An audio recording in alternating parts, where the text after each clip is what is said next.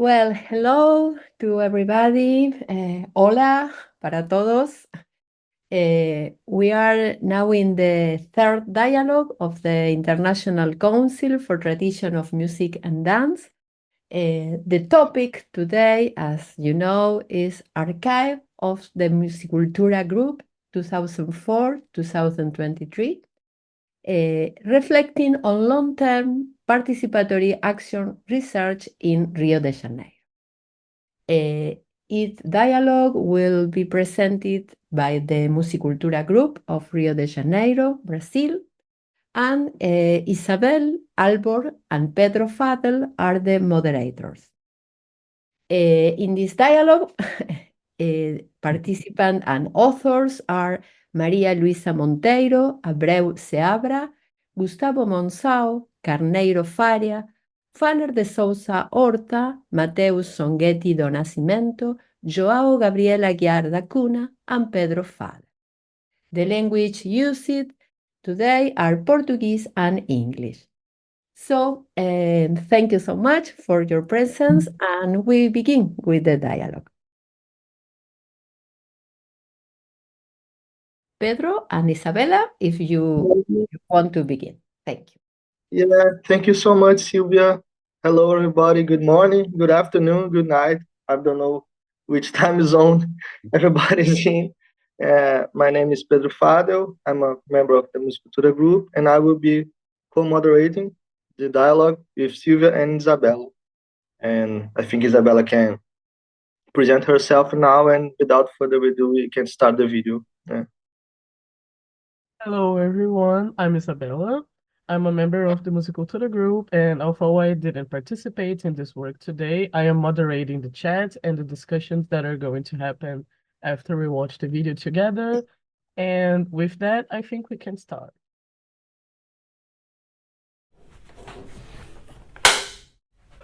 Bom dia, boa tarde, boa noite. Nós somos o Grupo Musicultura. Meu nome é Pedro Fadel e a gente está gravando esse vídeo como participação da nossa presença no Dialogues do CTMD. O título da nossa apresentação é Archives of the Musicultura Group, Reflecting on Long-Term Participatory Action Research on Ethnomusicology.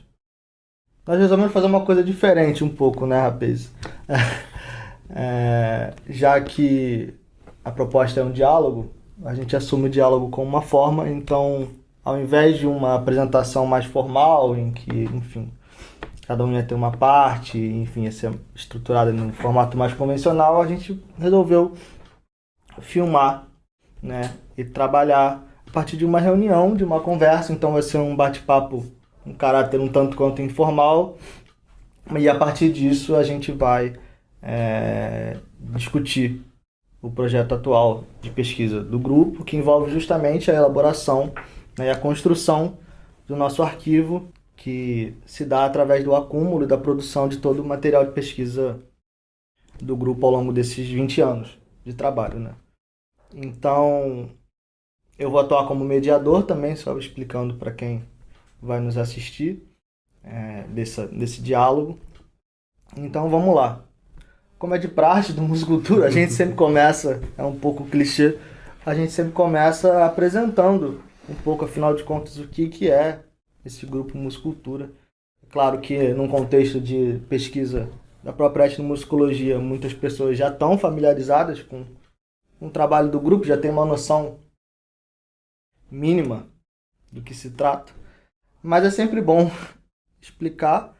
Bem, o Musicultura é um grupo de pesquisa em etnomusicologia, fundado por volta de 2003, entre 2003 e 2024, né, coordenado pelo professor Dr. Samuel Araújo, que tem um vínculo com o laboratório de etnomusicologia da UFRJ, Universidade Federal do Rio de Janeiro, e que se propõe de maneira coletiva e participativa e dialógica. Esses termos vão aparecer bastante aqui ao longo dessa nossa conversa e até nessa prática, né? Eu acho que quando a gente fala que a gente está assumindo esse diálogo como uma forma, também tem a ver com isso.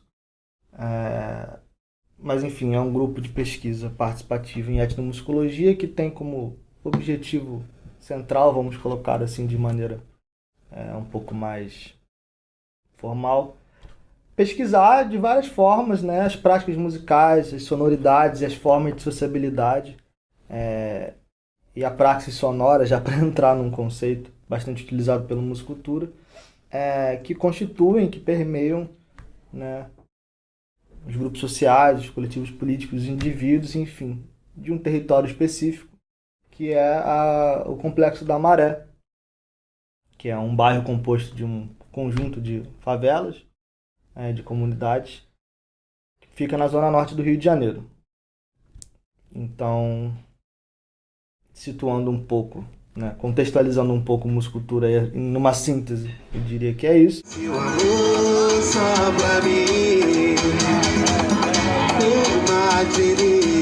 esqueça o que passou, vem pra cá, deixa eu te querer.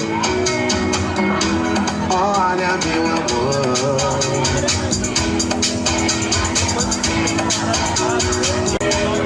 quando chegava a noite eu começava a chorar.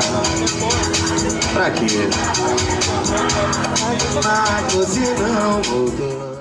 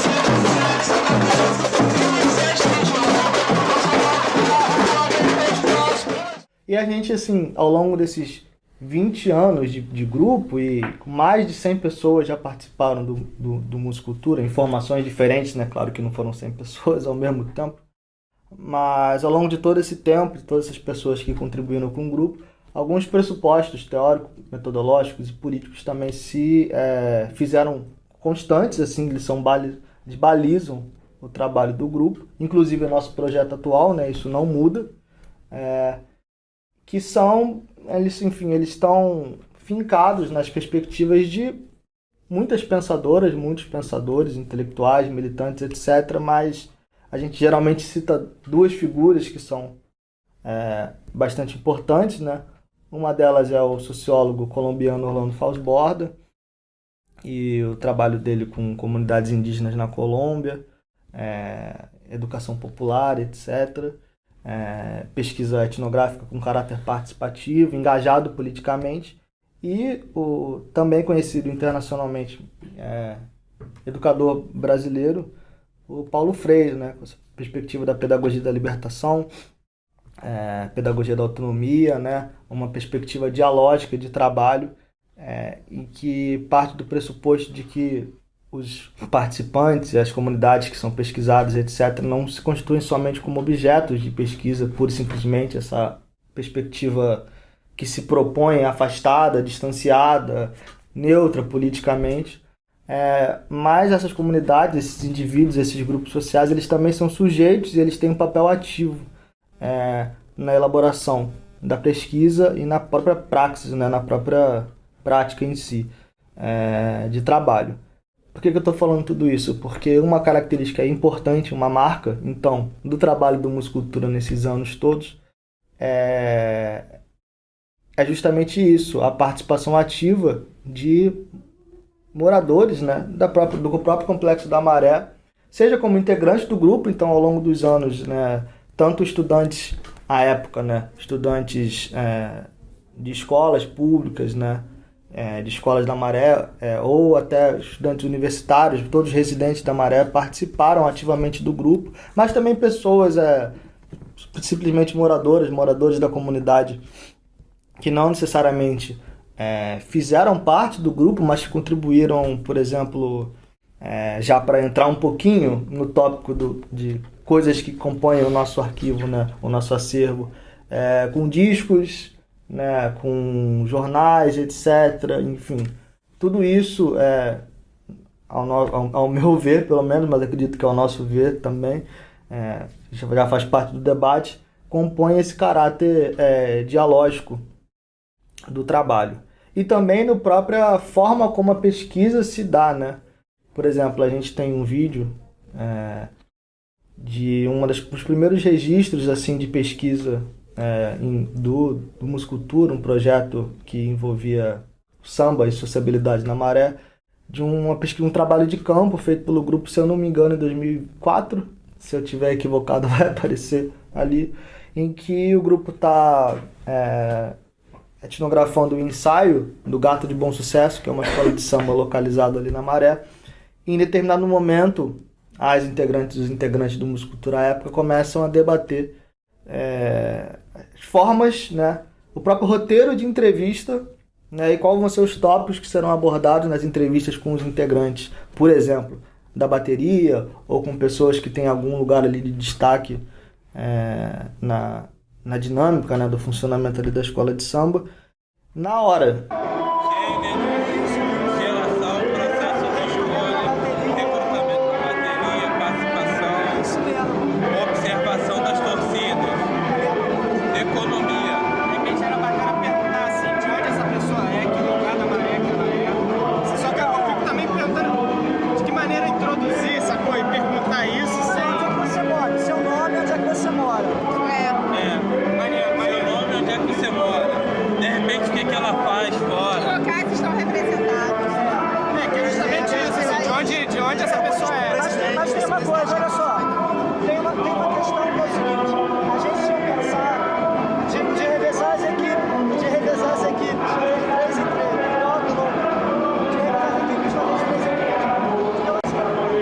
Então, é muito interessante, fazendo já uma pequena descrição desse vídeo, como está tudo acontecendo, o ensaio está acontecendo, tem música sendo tocada ao fundo, tem o pessoal ensaiando os instrumentos e pessoas conversando, e está lá o próprio Musicultura discutindo na hora como é que essa entrevista vai se dar, né?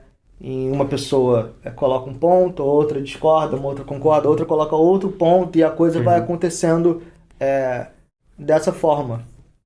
Então, isso também ajuda a caracterizar bem essa perspectiva dialógica, né, e participativa e coletiva do trabalho do grupo. E é muito interessante ver, né, agora em que a formação atual já está se debruçando, né, justamente na construção do nosso arquivo, como isso se deu ao longo do tempo, né? Como as diversas formações do Musicultura trabalharam isso, como as diversas perspectivas, porque isso também é interessante. Obviamente nós estamos aqui na etnomusicologia, mas ao longo do tempo nós tivemos musiculturenses que são da história, pessoas que são das ciências sociais, pessoas que são do serviço social, pessoas até que são ligadas à área, por exemplo, das ciências médicas e da biologia. Então é realmente uma pluralidade de perspectivas que é muito interessante em retrospectiva, né, olhando com certo distanciamento e construindo o arquivo, a gente notar. Eu acho que isso é uma das grandes vantagens de um trabalho de longa duração como esse, né? Trabalho que já está acontecendo há 20 anos e que, ainda bem, não tem perspectiva de acabar. Enfim. É interessante perceber também que dentro da lógica da pesquisação participativa, o trabalho, justo nesse trabalho de longa duração, ele tem um papel de ação social também. Então, o próprio trabalho nesse atual projeto da construção do acervo, desse pensar um acervo etnomusicológico, retornar como como um papel de fortalecimento da construção da memória daquele lugar, das pessoas que passaram por esse grupo, que auxiliaram e atuaram na história do grupo dessa pesquisa de longa duração. Então, tem esse papel também de concretizar é, é, esse fortalecimento para a comunidade também, né?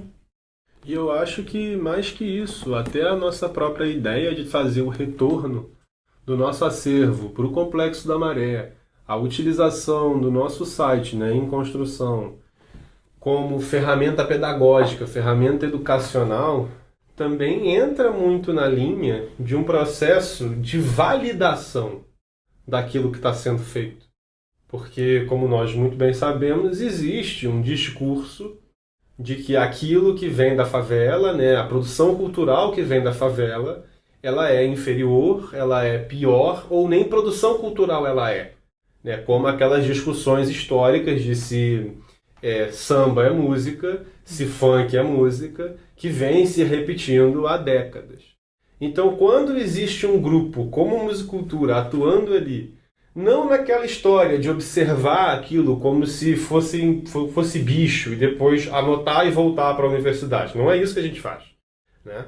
Quando a Musicultura se coloca na posição de participar, de trabalhar com as pessoas que moram ali, com as pessoas que fazem aquele fazer musical, o Musicultura valida.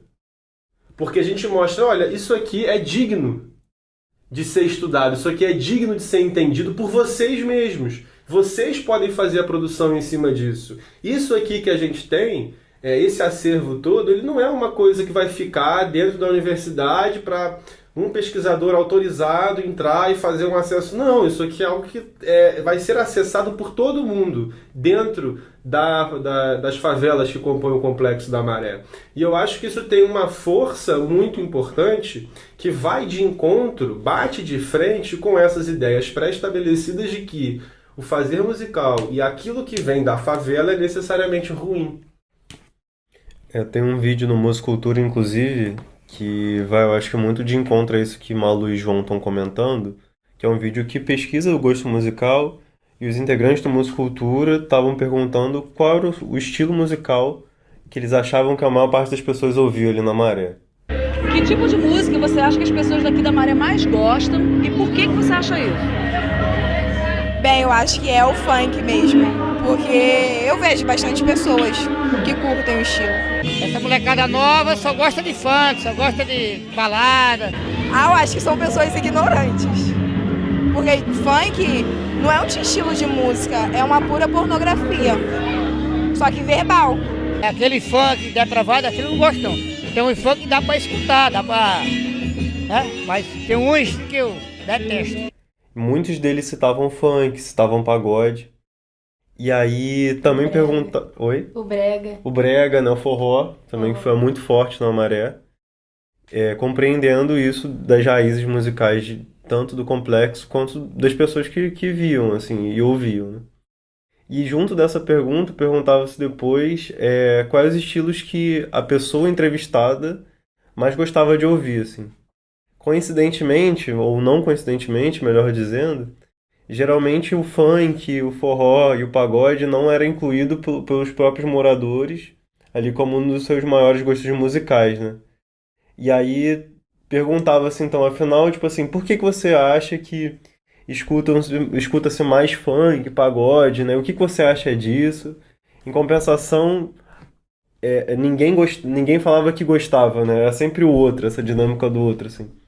Então acho que o que proporciona também, e pessoas entrevistando, inclusive que são da Maré, que tem essa percepção do território mais aproximada e tudo mais, nessa dialogia junto com a academia, tem esse lugar do poder simbólico que a universidade ocupa, mas também tem esse lugar de corroborar justamente, tipo, ali, para além e anterior à universidade, é um espaço de construção de conhecimento acerca do próprio território, né? E, tipo, o que isso tem como poder para perceber, assim, né?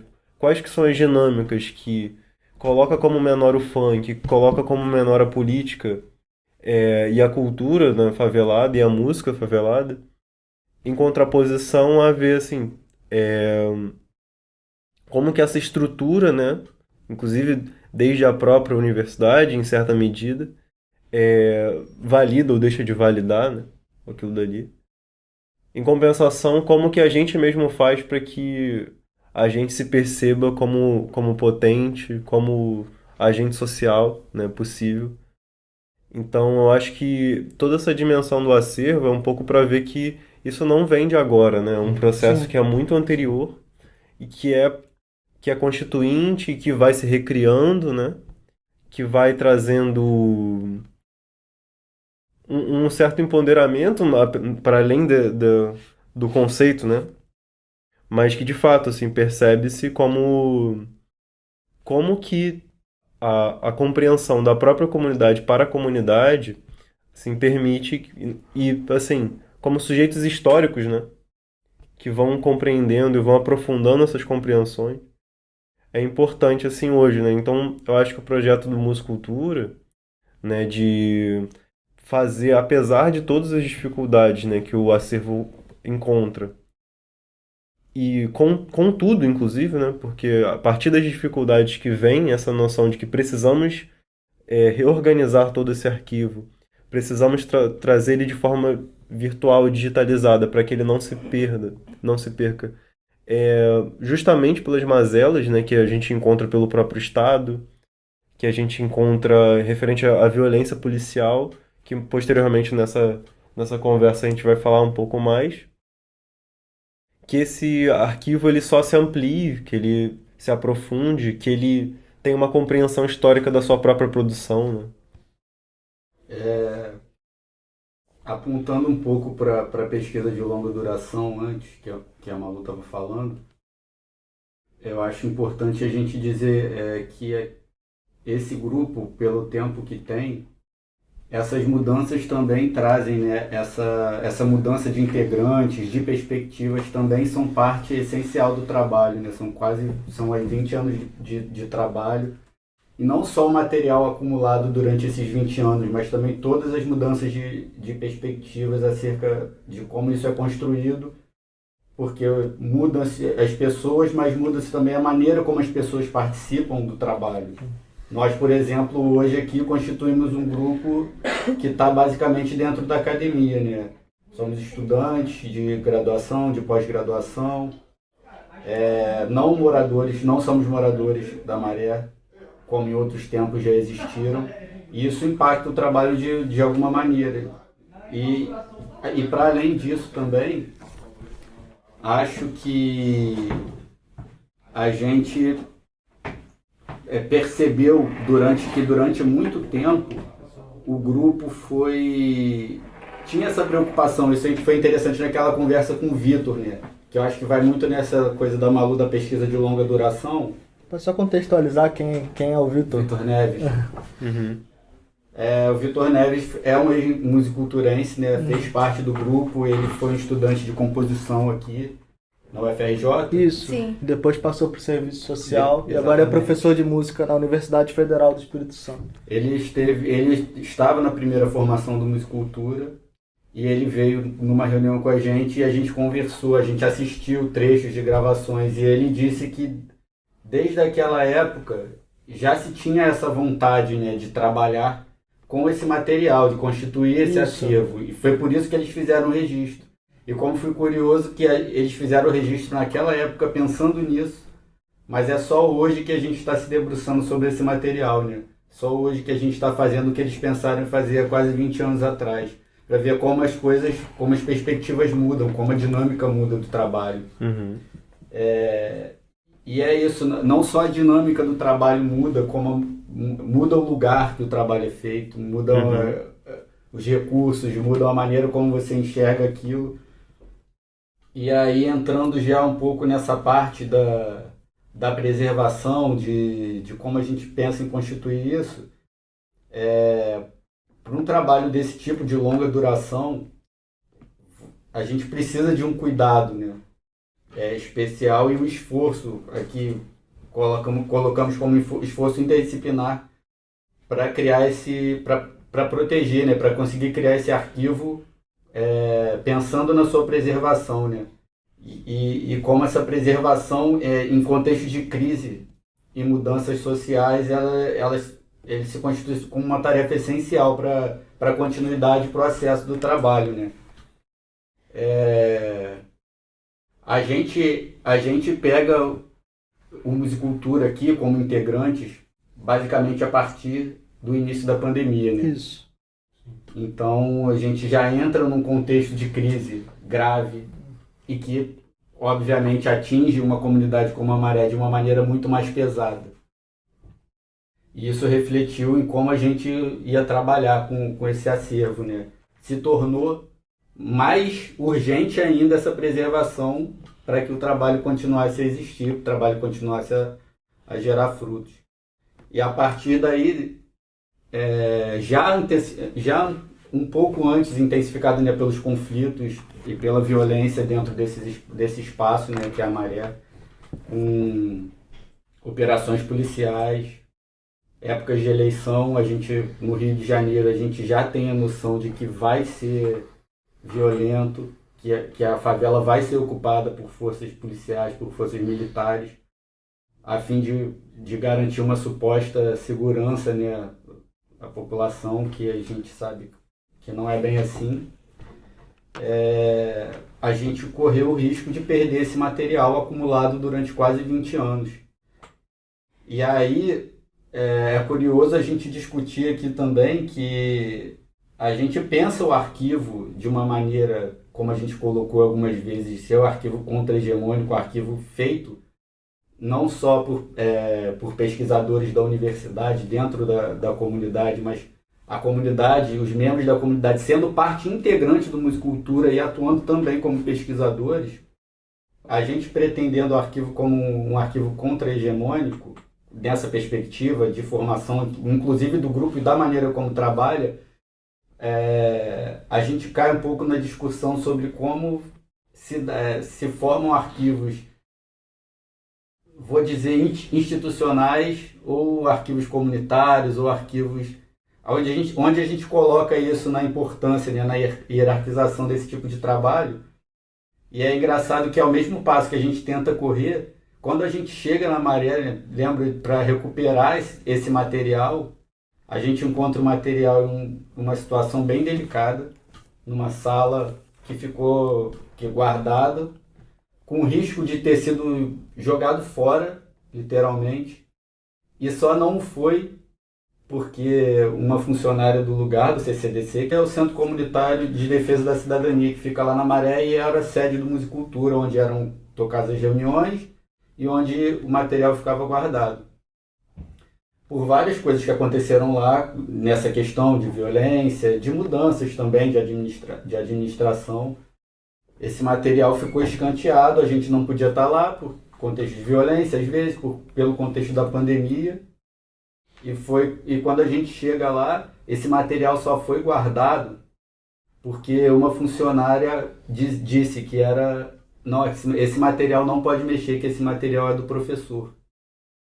E aí fico pensando aqui, a gente já conversou sobre isso, que possivelmente se fosse exclusivamente um arquivo feito por pessoas da Maré, por moradores, um arquivo comunitário, eu não tenho certeza se ele estaria lá ainda hoje. Vivo, né? Provavelmente teria sido jogado fora. Essa situação, né, que foi agravada com a pandemia, essa distância física, né, do acervo material, essa distância, esse impedimento da gente estar lá e se reunindo na Maré e com esse material é algo sim relacionado à violência e tudo mais, sim também relacionado à pandemia, agravado com a pandemia, né? Mas é um tema, esse tema da violência de Estado é um tema que atravessa de maneira central, sabe, o trabalho do Musicultura, do início até os dias de hoje. Então, tanto no pensar esse trabalho mais etnográfico, mais sobre a praxis sonora, né? Pensar estigmas musicais, estigmas sociais em relação a tais gêneros, a tais práticas sonoras musicais que estavam acontecendo ali, como a violência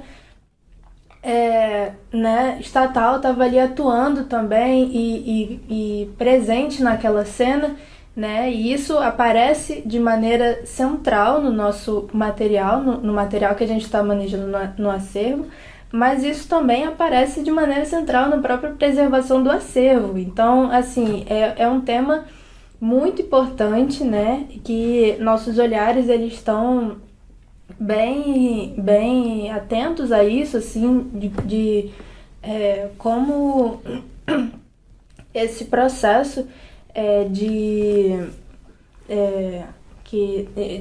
diversas violências, de diversos níveis de violências, né? Tanto físicas, né? Violências que são palpáveis e aquelas que são simbólicas, atravessam as comunidades da Maré, mas atravessam também a história do nosso trabalho no Musicultura e pesquisando essa população, né? Então, isso é bem interessante de pontuar. Sim. E a partir disso a gente vai percebendo como isso impacta na maneira como a gente trabalha nas tomadas de decisão do grupo também. Diretamente responsável pela decisão da gente começar pelo material de e-mails, né? Material digital do grupo. Que ano foi isso, Fana? Foi em 2020. 2020. Foi uma decisão tomada justamente pelo impacto do distanciamento do acervo físico, né? Então, exatamente, sem perspectiva de conseguir estar lá para retomar esse material, para preservar, para qualquer coisa. Isso foi se tornando cada vez mais urgente. E a gente entende, né, como essa formação, como esse trabalho que a gente está desenvolvendo, ele precisa de financiamento, né, de um suporte, não só técnico, mas administrativo também, e como isso é difícil de tocar. Conseguimos sanar alguns desses problemas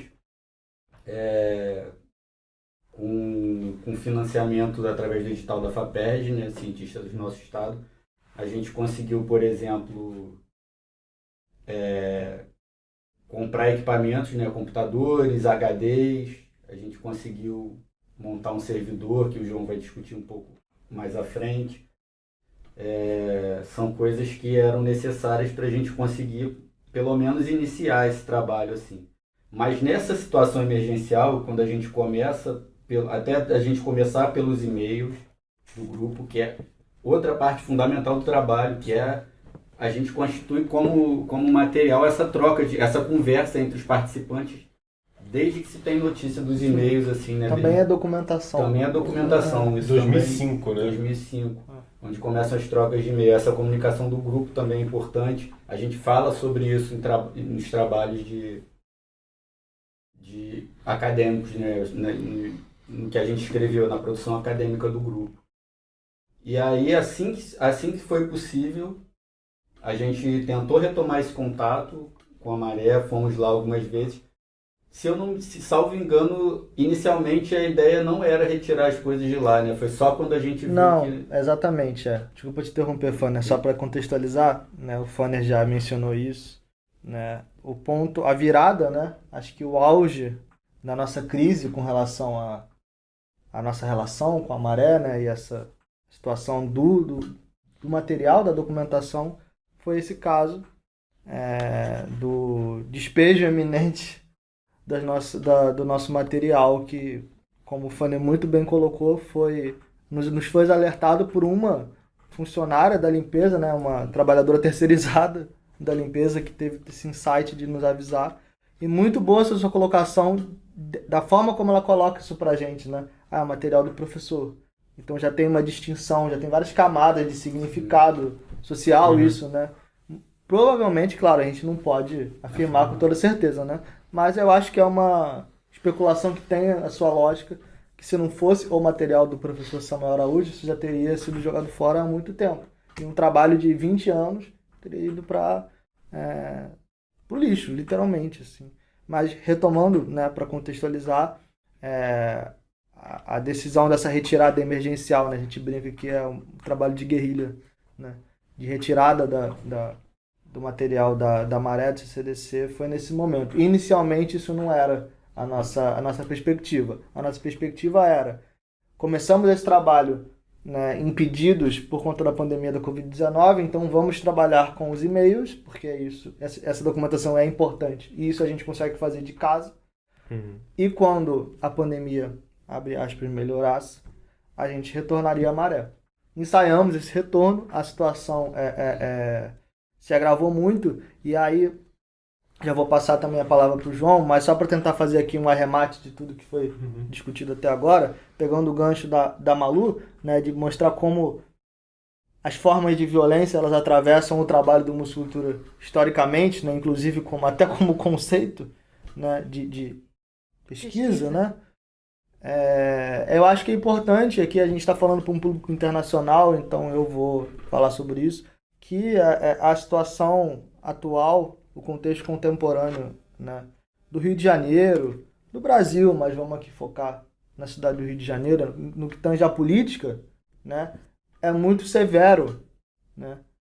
A gente tem uma ascensão da extrema-direita, a gente tem a violência policial historicamente presente, historicamente direcionada para as camadas populares, para a população negra, né, para a população periférica que, né, em sua maioria compõe, né, ali as moradoras e moradores do Complexo da Maré, mas você também tem isso embicado com a violência dos grupos assim chamados paraestatais. A gente teve a ascensão das milícias no Rio de Janeiro, né, e a gente tem sucessivos governos do Estado, né, e prefeituras também da cidade do Rio de Janeiro, né, alinhadas ao movimento de extrema-direita, né, que assola o Brasil. Então, muito do que aconteceu com a gente também está vinculado a esse contexto político, econômico, né? Quando a gente fala de crise, né, a gente está falando de crise em várias instâncias, né, inclusive dessa. Então, é muito doído falar sobre isso, mas eu imagino que muitas das pessoas que estão nos acompanhando, que vão nos acompanhar, que conhecem o trabalho do Muscultura e conhecem justamente isso que a Malu falou, né? Como esse contexto de violência ele está sempre aparecendo, é muito doloroso ressaltar mais uma vez que ele não só ainda está presente, como em certos aspectos ele até está pior do que as formações antigas do Muscultura acompanharam, né? A gente também, ao longo dessa apresentação, vai apresentar algumas fotos, né, de ocupação militar. Então, realmente é um contexto que se assemelha a contextos de guerra que circulam aí no imaginário de senso comum, imagens midiáticas, assim, infelizmente não dá nada a perder. Então, com relação a isso. Então, só contextualizar um pouco isso, né? Explicar para quem tá aqui nos acompanhando que, como Fanner e Malu já falaram, atualmente, né, essa formação do grupo não é composta por residentes da Maré, né? Nós ensaiamos uma retomada física que foi interrompida por conta disso que eu acabei de falar. Quando? Quando foi isso? 2022. E desde então a gente não retomou isso, mas no final vamos falar sobre perspectivas de retorno, sim. Porque é literalmente uma questão emergencial. Nós saímos em 2022, né, por conta desse contexto que eu tentei sintetizar, mas Malu e Fanner já colocaram. E atualmente nós estamos trabalhando, né, na universidade, na UFRJ, nos prédios da UFRJ. O acervo, todo o material está localizado, né, físico. Também vamos falar sobre a nossa presença digital. Mas o material físico está localizado na UFRJ, no edifício Ventura, onde nós estamos gravando esse vídeo. Então é por isso. Que fica no centro da cidade do Rio. Isso. Então tem uma distância, né, uma distância geográfica, mas também uma distância simbólica, uma distância econômica, uma distância racial. Tem várias camadas também nisso tudo. Eu acho que o Gustavo levantou a mão. Eu tinha e assim, fazendo então esse recorrido, né, o próprio Vitor tinha comentado que já era de intenção criar um acervo desde que começaram a registrar no grupo, né? O registro tinha essa intenção de fazer um recorrido de tudo que a gente via no trabalho etnográfico propriamente, mas a organização ficava nas fitas, ficava numa organização física, mas não havia uma forma de separá-los por coleções, por séries documentais. Esse acervo ficava, claro, com uma organização própria, uma organização física, mas não havia toda essa sistematização, né? A partir de 2020, com esse agravamento da pandemia de Covid-19, percebeu-se a necessidade, né, tanto por uma questão de distanciamento do acervo, que precisou reinventar o trabalho do Musicultura, quanto percebeu-se a necessidade de juntar todo esse trabalho, né? Essa necessidade que já fora noticiada pelo próprio grupo, como mesmo o Vitor falou. Se tornou prioridade a partir desse ponto. Exatamente. Por esse risco, muito por esse risco. Uhum. Como disse Sigrid um pouco em Crucible of Action, né, eu acho que tem um pouco essa dimensão de que tipo, é urgente tratar dos arquivos, uma vez que tipo, tudo isso pode se perder e essa dimensão da própria relação física com o espaço é diluída, né, a partir da Covid. E então, em 2020, fazendo esse recorrido que já fora dito, né, também por Malu, Pedro e João, Fanny, a gente começa pelos e-mails porque é como dava para começar também. Quando se retorna com o abrandamento gradual da pandemia, retorna-se para o espaço, percebe-se que essa dimensão política de violência estatal também se aprofunda com os governos de extrema-direita, que mesmo em governos de não extrema-direita, a política, né, de extermínio nas favelas cariocas não cessa e, por vezes, continua em seu aprofundamento com os grupos de milícia, com o tráfico sendo cerceado também, né, e o tráfico precisando aumentar essa dimensão, por vezes, né, de violência. A partir dessa guerra, né, estatal, polícias do Estado e do tráfico e do para-Estado junto às milícias. Então, com isso, a gente retira esse acervo físico, traz para aqui, para o centro do Rio de Janeiro, para os prédios da UFRJ, né, o edifício Ventura, traz também anteriormente para a Escola de Música, que fica perto ali da Lapa, também centro do Rio de Janeiro.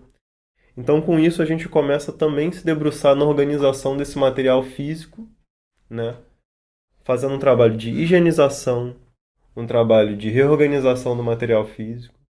Posteriormente, em vias junto ao edital da FAPERJ, essa reorganização do trabalho, a gente fazer um trabalho de digitalização, classificação e organização em séries documentais para que esse material seja não só acessível por nós, mas depois que com essa formação do grupo passar, a gente faça um trabalho de orientação, como a Malu havia dito, e de tutoriais possíveis para que todas as pessoas que venham a participar do grupo consigam ter acesso ao material, esse material com uma organização que facilite esses trabalhos posteriores acadêmicos, esses trabalhos junto às escolas públicas, esses trabalhos junto a grupos militantes, né, da própria Maré. Eu não sei se alguém quer ainda comentar nesse assunto, mas eu acho que o Gustavo deu uma deixa muito legal para a gente também falar sobre algumas coisas, principalmente sobre a interseção que a gente fez ao longo desse projeto com a área da arquivologia, né? A nossa parceria, que foi uma parceria construída, também isso é legal, o processo de trabalho, né? Ao longo do trabalho não era uma coisa que estava na nossa cabeça desde o dia 1, foi uma coisa que o processo colocou pra gente, né? Porque a partir do momento em que a gente se propõe a construir um arquivo, né? Nenhum de nós aqui é arquivista, né? Tem esse know-how. Então a gente precisou estabelecer um diálogo com a área da arquivologia, estabelecemos a partir do contato com a professora Clarissa Schmidt, que é da Universidade Federal Fluminense, fiquei na cidade de Niterói, e atualmente não está presente aqui fisicamente, mas a gente tem um outro integrante do grupo, o Matheus Soneghetti, que é arquivólogo de formação, ele é arquivista de formação, então ele traz para a gente muito, né, toda essa bagagem. E o Musicultura começa, né, a se debruçar nisso, a aprender do jeito Musicultura, que é basicamente o jeito coloca a mão na massa e vamos fazer. Eu não sei se alguém quer comentar sobre isso, Sifânia, João. Eu quero. Que é um ponto curioso também dessa dinâmica do grupo Musicultura em específico, que não é muito usual. Essa, não só a rotatividade de membros, mas como as decisões são tomadas a partir disso. Inclusive para compor esse próprio trabalho. A gente, em janeiro, decide uma coisa, só que aí o grupo muda, as perspectivas mudam, a gente não tem clareza exatamente do que está acontecendo, porque pode mudar o tempo todo. Pode chegar um membro, sair amanhã e começar outro. Então a gente tem, pegando um pouco o gancho do que o Gustavo falou, a gente tem essas ideias sobre o que a gente quer que aconteça, sobre deixar um manual, sobre deixar coisas para os próximos membros. Mas também pode acontecer não sei, daqui a um ano não ter mais nenhum desses membros aqui e o trabalho precisar virar 180 graus, né? É uma característica da pesquisa de longa duração, mas eu acho que isso reforça mais ainda como funciona a musicultura, né? As coisas vão acontecendo e a gente precisa tomar decisões, muito principalmente porque a gente trabalha com um material que não é, vamos dizer, totalmente institucionalizado, né? A gente não segue uma cartilha de regras sobre como a gente vai conduzir esse trabalho, porque, por exemplo, o Gustavo cita a categorização, né? Que são categorias que a gente percebeu que são às vezes diferentes das categorias que já existem. Para o tipo de material que a gente tem, a gente precisa encontrar novas categorias, de repente, para abarcar esse trabalho, para conseguir organizar isso de forma que fique mais clara para a gente, que funcione. E que também não quer dizer que vai ter um futuro membro, que pode ser até um morador da Maré de Volta, ou alguma coisa disso, que vai criticar esse trabalho que a gente fez e não vai achar, não era isso aqui não, vamos virar para outro lugar. Né? Vai, Malu. É um constante trabalho do grupo de autogestão mesmo, esse desafio, e a gente colhe atualmente também as vantagens disso, né? De fazer um trabalho assim, muito pioneiro em muitos sentidos. Mas de maneira geral, ao lidar com o material do acervo, a gente também esbarrou nesse processo de categorização, por exemplo, classificação, né? A gente esbarrou novamente com o tema da violência em vários sentidos, lidando com materiais sensíveis, assim, que, enfim, a gente questiona se pode vir a público, se não pode, sabe? Como a gente lida com isso, se isso pode afetar o grupo negativamente de alguma forma. Então, tem muitas delicadezas nesse processo que também estão em processo de avaliação, de repensar e também da gente buscar ferramentas com a galera, nossa parceria com os arquivistas, né? De nos instruírem, assim, de como lidar com esses materiais mais sensíveis, né? Eu queria só comentar a respeito disso, sobre aquela fala do professor Siger, a respeito da ética no trabalho, né? Uhum. Porque o que a Malu fala é parte integrante. A gente sabe que a gente atua a gente vive numa cidade onde a violência está muito presente de diversas formas, como a Malu bem pontuou, e especialmente em áreas marginalizadas, né? Como é o caso das comunidades lá na Maré. E a gente tem... Quando você lida com esse tipo de material, depois a gente vai colocar também um pouco do que a gente tem, né, de material nesse acervo, mas a gente tem material, como a Malu apontou, muito sensível, e que a gente precisa, e a gente pensa nisso, né, que mesmo o cuidado que a gente tem enquanto a autorizações e o que a gente pode veicular, o que a gente não pode, mediante a autorização de pessoas que participaram, a gente também tem que pensar no lado sensível da coisa, O que eu quero dizer com isso? A gente precisa ser ético na hora de divulgar esse material. A gente não pode ser insensível a ponto de, mesmo com que exista uma prerrogativa dentro da lei, divulgar um material que talvez possa colocar alguém em risco. E eu acho que o grupo também pensa muito nesse sentido. Então é um cuidado especial que a gente precisa ter, além dos parâmetros, né, arquivísticos e legislativos acerca de divulgação, de imagem, de som. Esse material requer esse cuidado. E requer que a gente trabalhe em cima desses parâmetros éticos também que a gente discute aqui, né? Depois dessa mudança do trabalho, a gente traz o trabalho para dentro da UFRJ, né, o material, para a gente começar essa parte mais técnica, né, arquivística, para conseguir elaborar esse acervo, né, esse arquivo digital. A gente vai ter uma fala do Matheus, né, que é o arquivista de formação do grupo. A gente vai mostrar essa fala dele. A minha parceria ela se inicia em conjunto com a parceria da professora Clarice Schmidt, que é coordenadora do curso de Arquivologia da Universidade Federal Fluminense e é minha orientadora no meu mestrado atualmente. Então a gente inicia junto para trabalhar em 2022. Nosso objetivo inicial era compreender um pouco o acervo. À medida que foi passando esse processo, eu fui incluído no grupo como integrante também.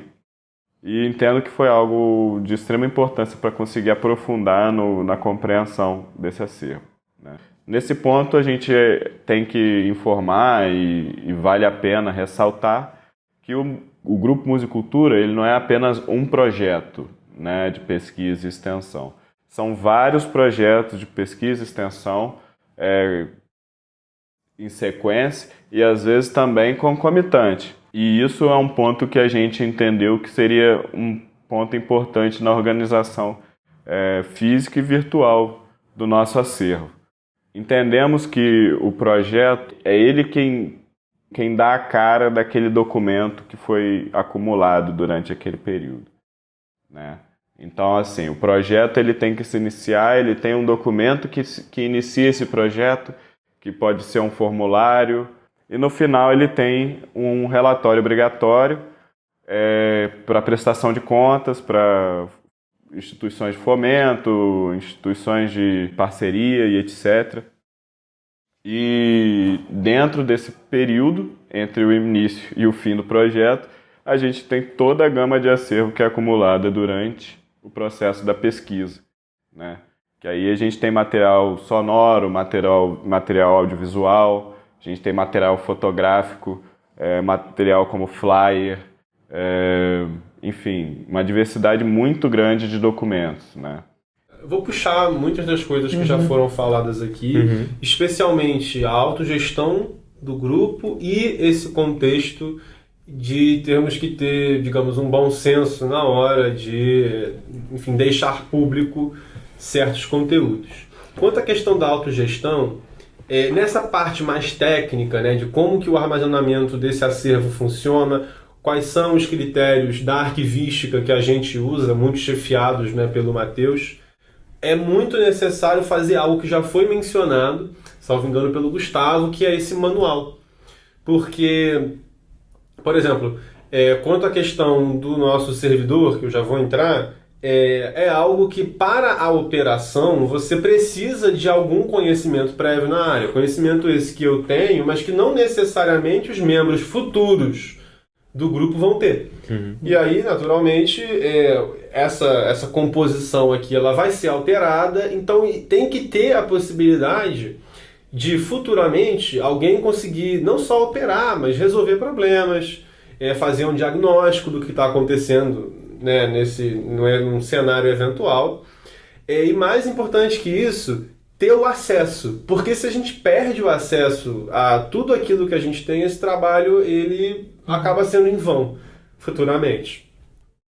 Quanto à questão desses documentos, vídeos e fotos que são um pouco mais sensíveis, a gente parte para como que esse acervo está estruturado, né? O Matheus vai falar melhor sobre isso, mas mencionando, a gente consegue no nosso site escolher aquilo que vai ser divulgado e como que aquilo vai ser aberto ao público.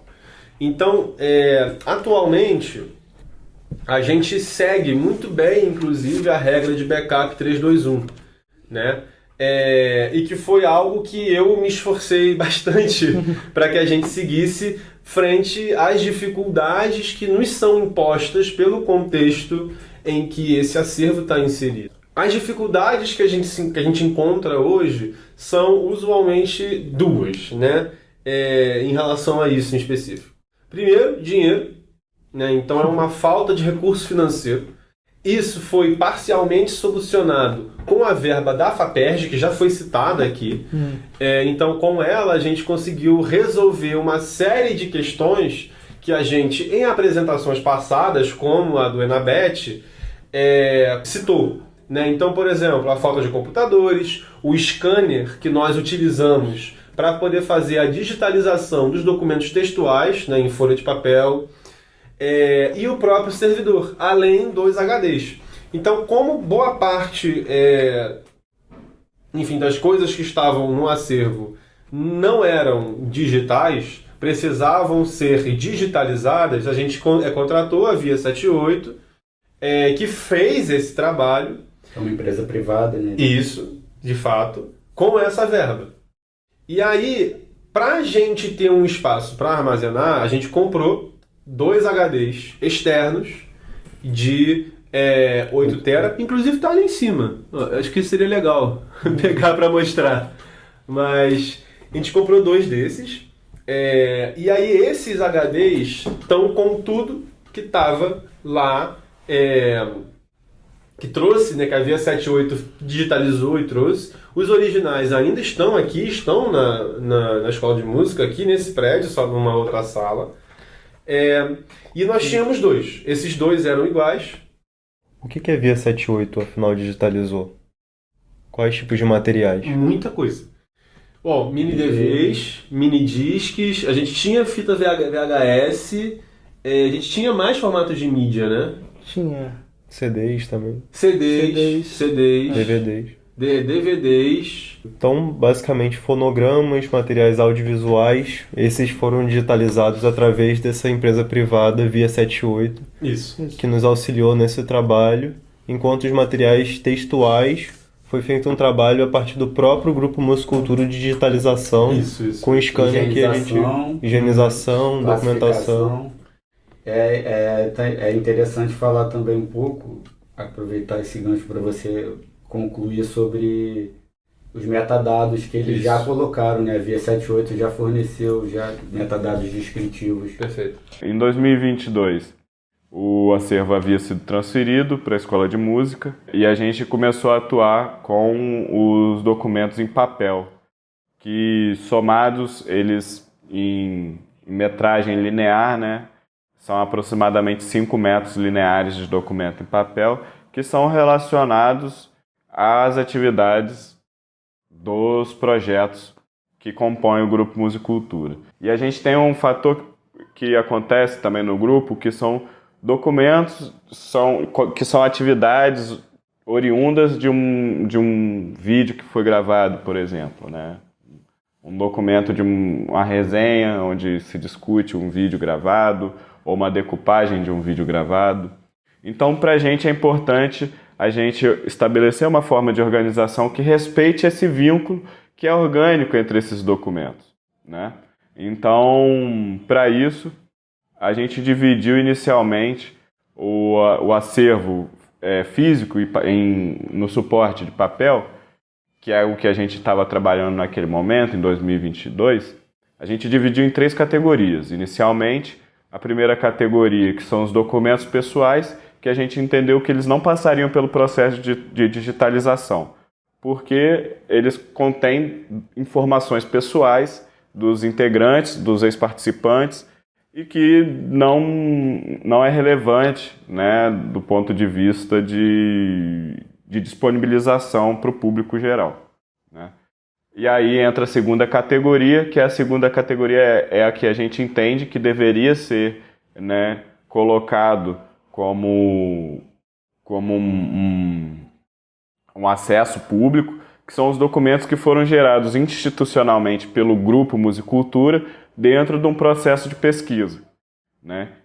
E gerados pelo Grupo Musicultura, né? E acumulados a partir da pesquisa do Grupo Musicultura especificamente, né? Porque esses documentos a gente entende que o grupo possui permissão para divulgação, né? Para disponibilização, do ponto de vista inclusive legal. E aí a gente tem a terceira categoria, que são a literatura de apoio. Essa literatura de apoio são artigos, livros, revistas, que são produtos que não são produzidos pelo Grupo Musicultura. E por isso a gente entendeu que não seriam viáveis de ser disponibilizados. E aí a gente separa esses documentos nessas 3 categorias iniciais, e aí a gente vai trabalhar, se debruçar sobre os documentos institucionais, produzidos institucionalmente pelo Grupo Musicultura. E aí a gente entende que esses documentos institucionais, a gente segmentaria eles em projetos. A gente estabeleceu uma linha do tempo de qual projeto aconteceu em cada período. A partir disso, a gente foi separando esses documentos a partir desse período. Ou seja, cada projeto teria seus documentos relativos àquela produção daquela atividade, né?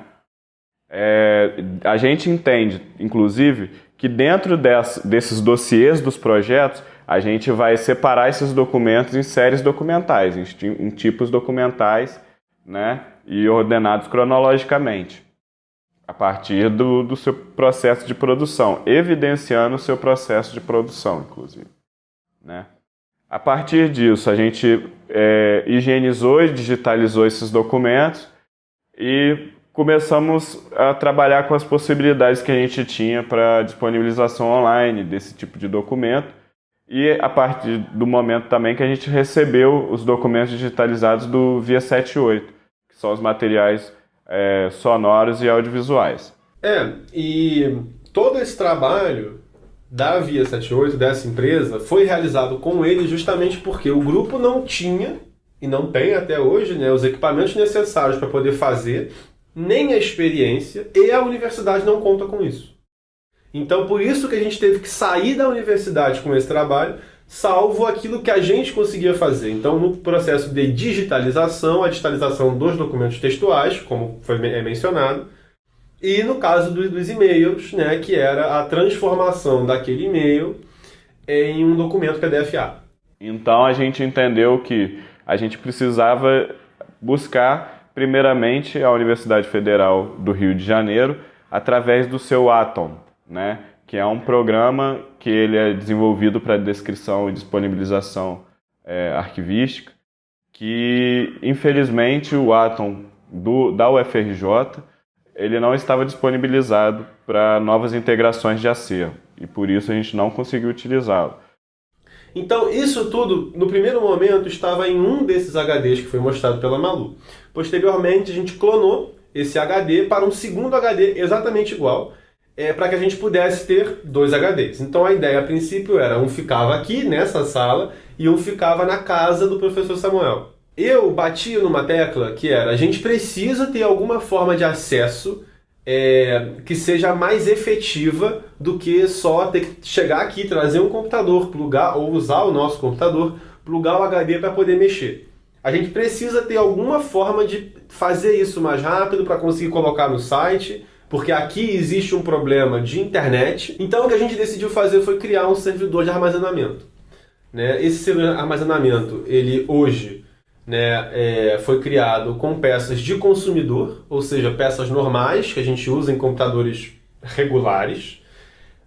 O motivo disso, de novo, são as restrições financeiras do grupo e também as restrições de espaço. E de parte, de fato, desse servidor são 2 HDs da Seagate de 16 TB, operando iguais, né, num processo que a gente chama de mirror. E aí, nesse servidor, a gente colocou um sistema chamado TrueNAS, que ele é um sistema operacional como o Windows, só que ele é feito para servidores. E o objetivo com isso era a gente ter ali um espaço que a gente podia colocar tudo que a gente tinha, que foi feito, e que a gente então pudesse acessar isso remotamente. Claro, o acesso aqui dentro da escola de música ele é possível.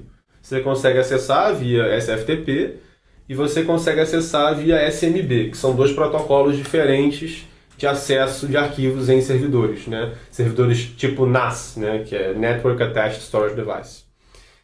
Só que a gente queria também conseguir trabalhar de casa. A gente queria conseguir, por exemplo, baixar um grupo inteiro de documentos para poder fazer o upload para o nosso site, né? Que é o tema que o Matheus vai comentar sobre. E aí, para isso, a gente conseguiu aqui dentro que esse acesso externo existisse. Porém, isso não é sem problemas, né? A luz do Ventura, ela é desligada semanalmente. Então, semanalmente, o nosso servidor tem que ser reiniciado porque ele foi desligado. Então, todos esses processos, e aí eu acho que isso dialoga um pouco com a questão da contra-hegemonia, né? Porque o nosso acervo, embora esteja dentro de uma universidade, eu não sei se dá para dizer que ele é um arquivo da universidade, sabe? Até porque um dos motivos pelo quais a gente criou esse servidor é porque a gente não conseguiu usar os servidores da própria universidade, que tinham o Atom, né? Que é uma outra plataforma, não é o Tainacan, que é o que a gente está usando hoje. Então a gente começou a procurar outras possibilidades, encontramos o Tainacan, que é um software aberto, desenvolvido pela Universidade de Brasília, UNB, e encampado pela IBRAM, também muito difundido pela IBRAM, que é o Instituto Brasileiro de Museus. E esse software aberto ele é baseado no WordPress, o que para a gente é uma vantagem, porque o WordPress é amplamente utilizado, por isso possui muitos plugins disponibilizados que permite muita interação assim, e muitas possibilidades de modificação no próprio site. E o Tainacan é um plugin do WordPress, então ele é de muito fácil instalação, e a partir daí a gente teve que passar a trabalhar com estabelecer as coleções, estabelecer os metadados e as taxonomias necessárias ali para a gente disponibilizar o nosso acervo da melhor forma. Só para pontuar aqui, isso também reflete um pouco sobre essas questões estruturais, né, que estão longe de serem as ideais. Sim.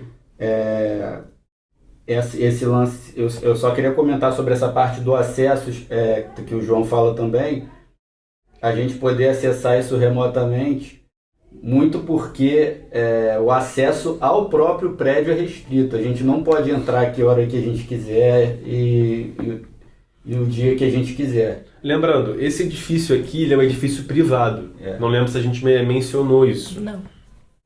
É um edifício privado onde funciona a escola de música. Parte das atividades da escola de música da UFRJ. Isso.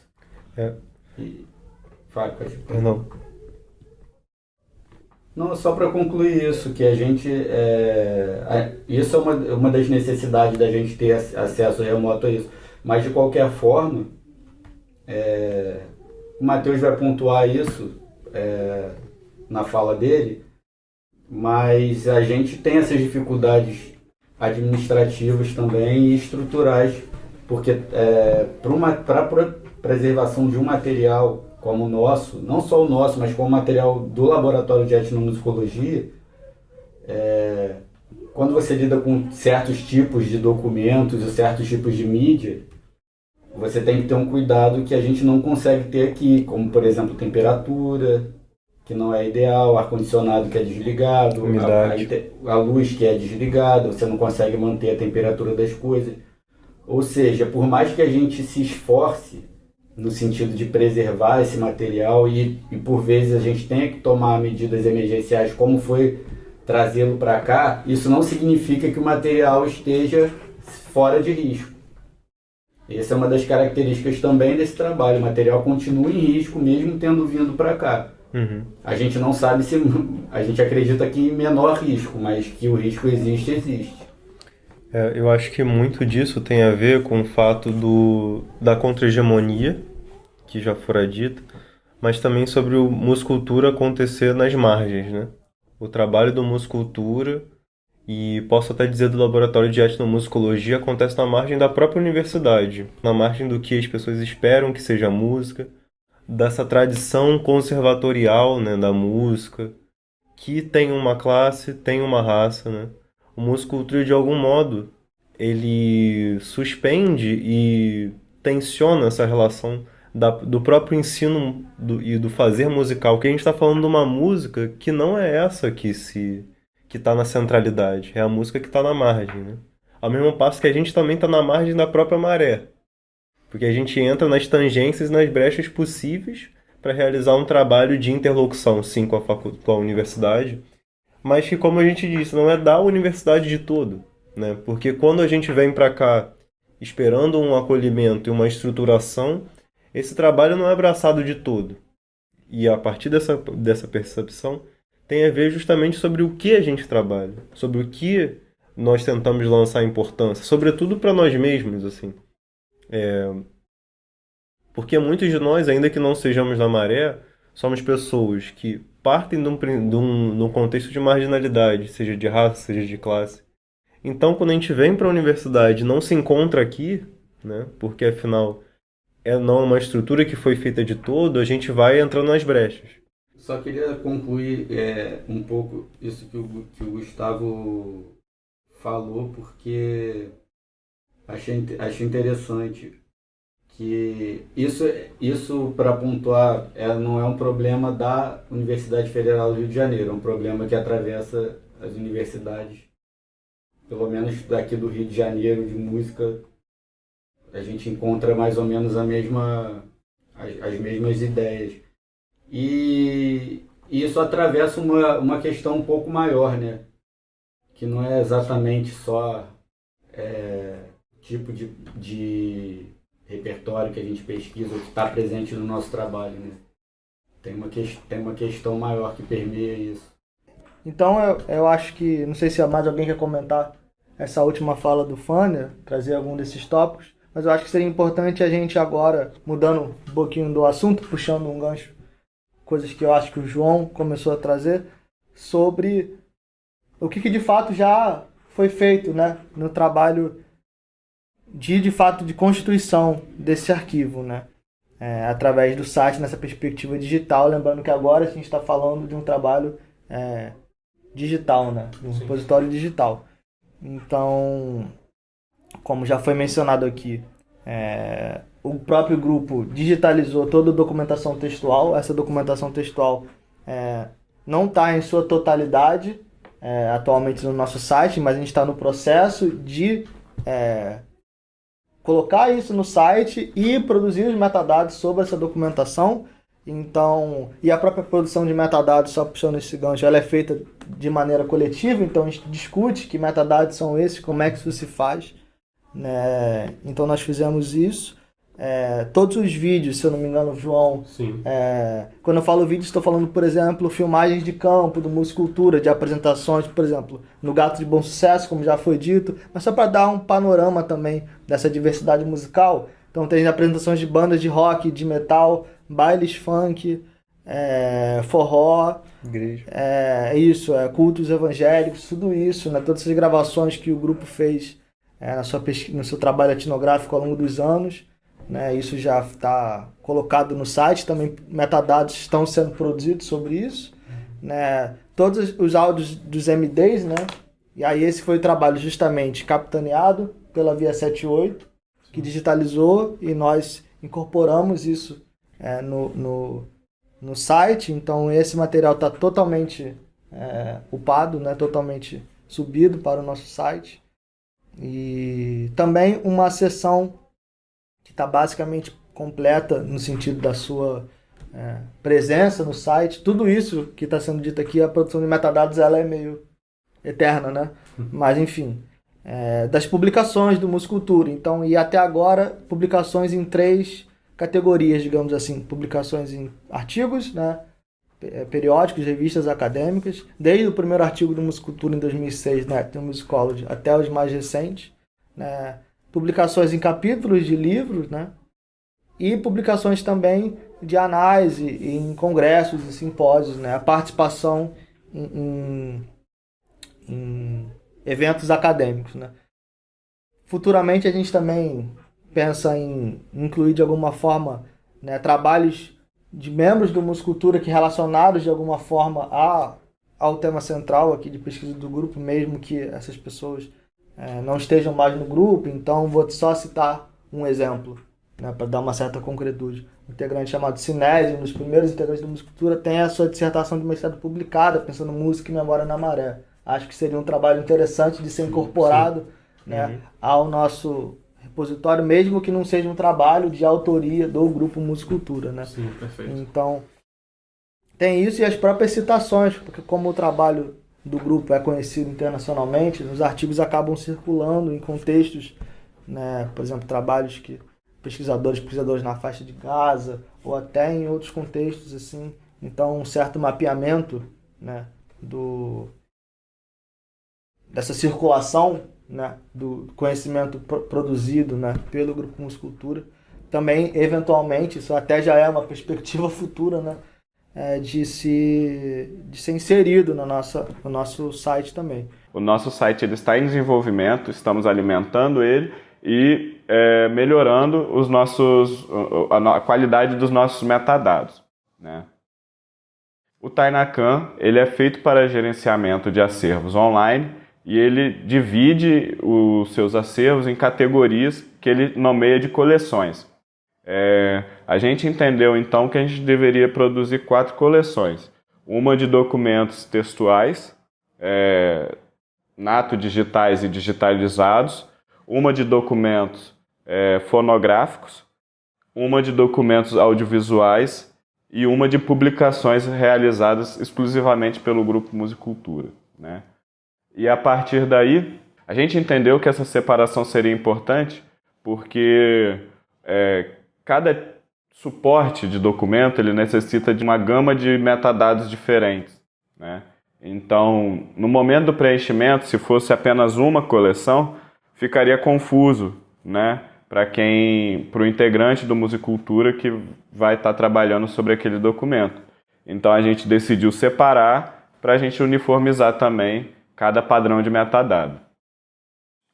Concomitantemente com isso, a partir dessa ideia, a gente estabeleceu alguns metadados de identificação básicos que foram mesclados com a norma brasileira de descrição arquivística, NOBRAD, disponibilizado pelo Arquivo Nacional do Brasil, e a gente mesclou também com alguns elementos do Dublin Core, né?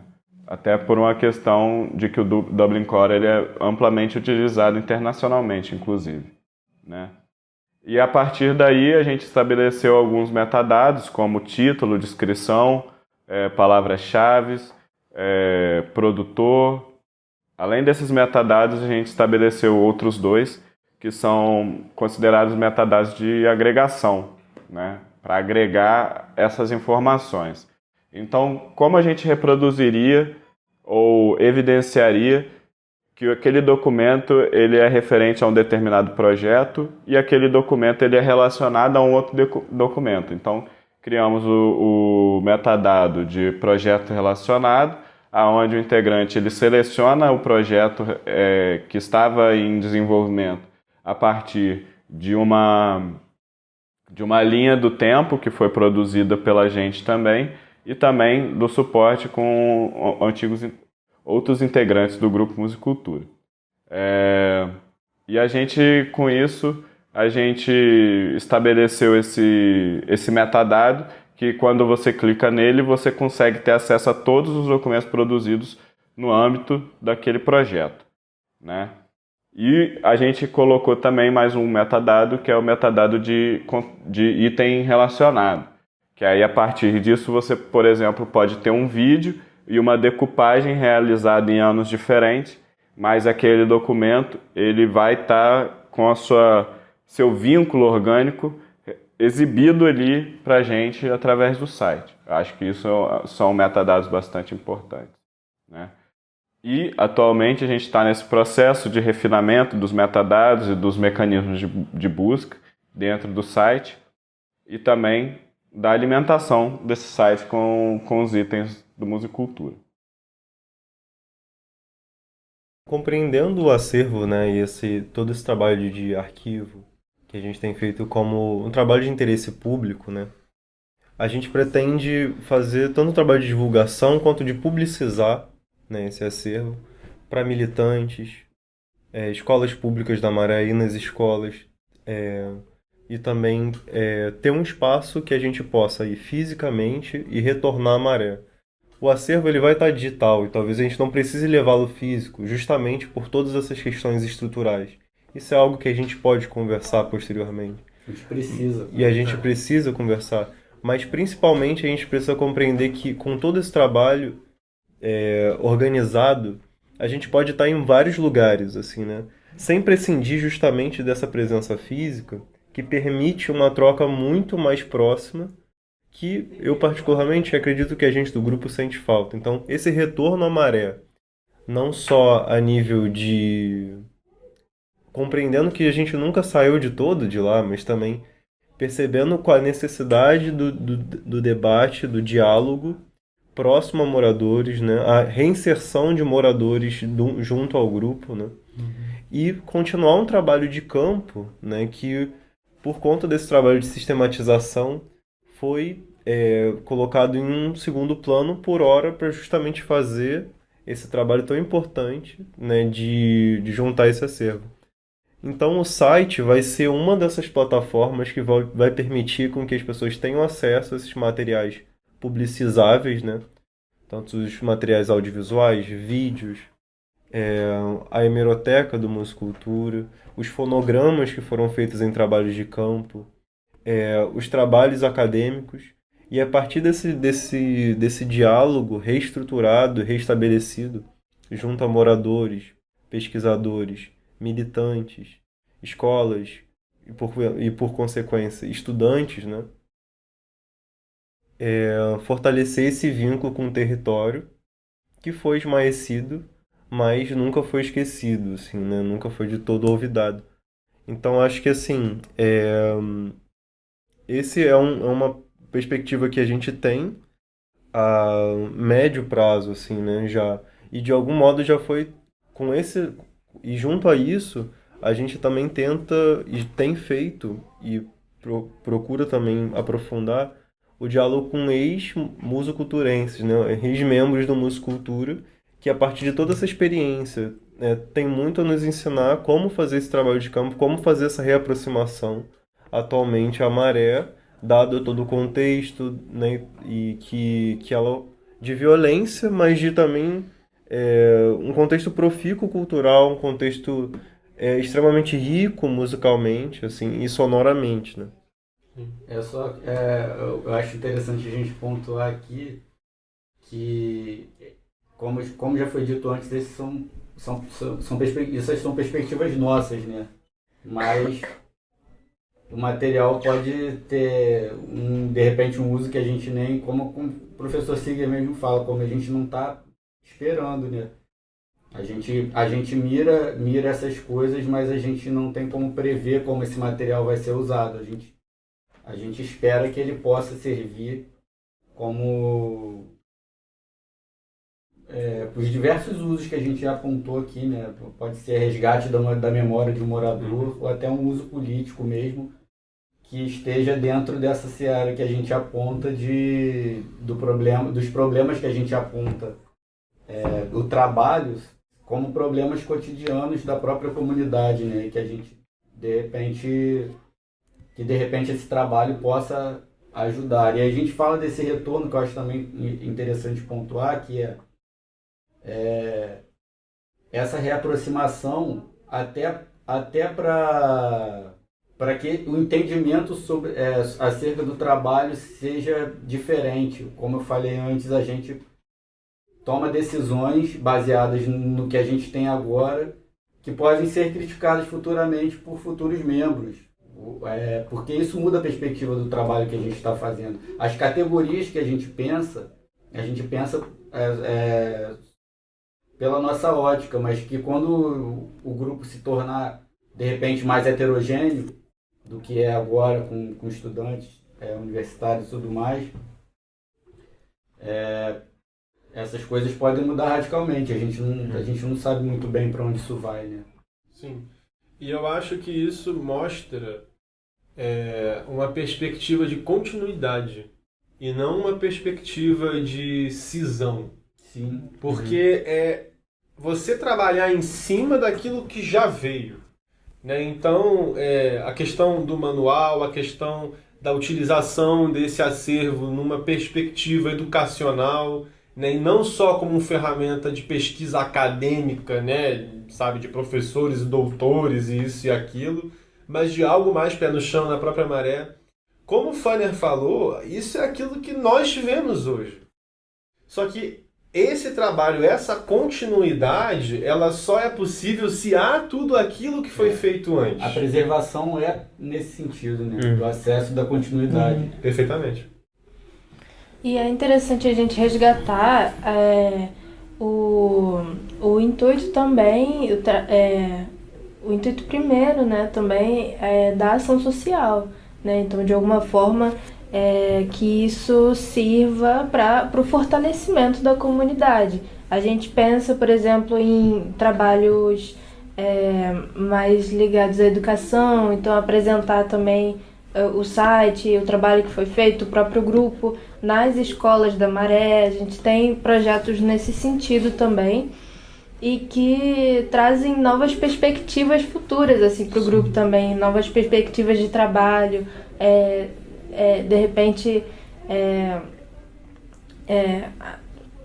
né, contribuindo para essa maior diversificação do grupo também que a gente deseja, né, e almeja que daqui a um tempo volte a ter. Então, também, né, como perspectivas não só de longo prazo, mas de médio prazo mesmo, até no máximo, até médio e curto prazo, né, até no máximo começo do ano que vem, né, acho que o grande objetivo do grupo é a finalização concreta, né, desse nosso site, né, a fim do upload, né, da subida dos arquivos que foram digitalizados, a produção de metadados, como já falamos, ela é um trabalho um pouco de Sísifo, no sentido de que a gente está sempre empurrando essa pedra, sempre produzindo metadados, mas obviamente chega-se num ponto em que a coisa já está estruturada, em que você consegue olhar para todas as abas e categorias ali que estão no site e pensa, beleza, você tem